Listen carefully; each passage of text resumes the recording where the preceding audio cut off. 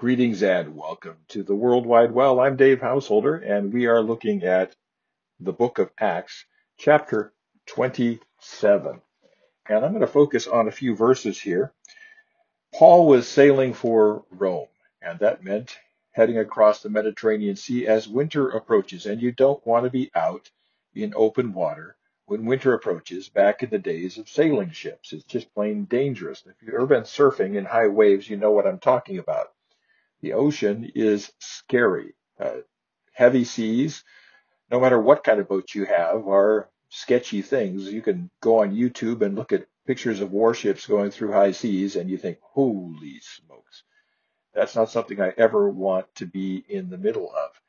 Well, Paul left a little bit late, and so winter approaches. Paul gets a vision and tells people, we're going to lose the ship, but everyone is going to be saved if you stick with me. We'll stick together. Let's one man for all and all for one and all that stuff. But a bunch of people thought, no, let's take the lifeboat and get out of here, which is really dumb in high seas. You want to stick with the biggest boat if possible. And in verse 30, and the sailors were seeking to escape from the ship and had lowered the ship's boat into the sea under pretense of laying out anchors from the bow.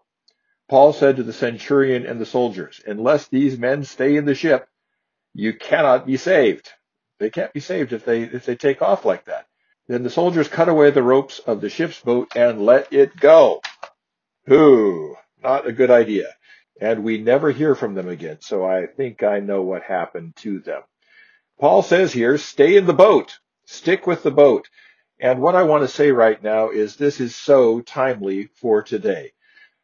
This is a tough situation we're going through as a country, politically, with the pandemic, with the economy, with all the things happening, all the unrest, the fires here in California. It smells like smoke here in my office from the fires nearby. It has been a tough year, and it's so important to stay with the boat. Well, the ancient church called the boat the nave. They called the place where people worship the nave, which is like a turned over boat. And we're all in a boat together. And I would just encourage you during this difficult time not to get separated from the main ship. And I would encourage you, whether you're a part of the Well or another church, to be especially attached to what is going on here with all of this stuff happening around us, and be especially attached to the church.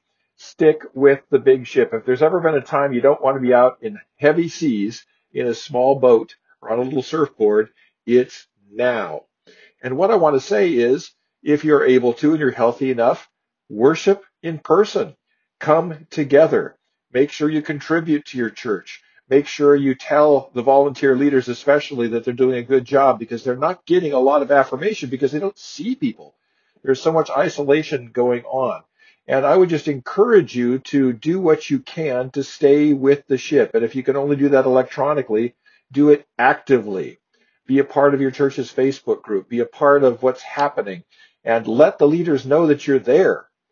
A lot of leaders I know are complaining that people are just disappearing, and they're off into the waves somewhere, and the waves are big, and who knows if they're going to make it through all this stuff.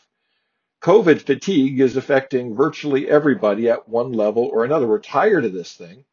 And it's easy to get separated and isolated, and then we don't take care of each other. And Paul says here, stay with the boat, and it's a little bit of a stretch biblically to apply this to today's situation, but I see this as a good illustration for what's going on.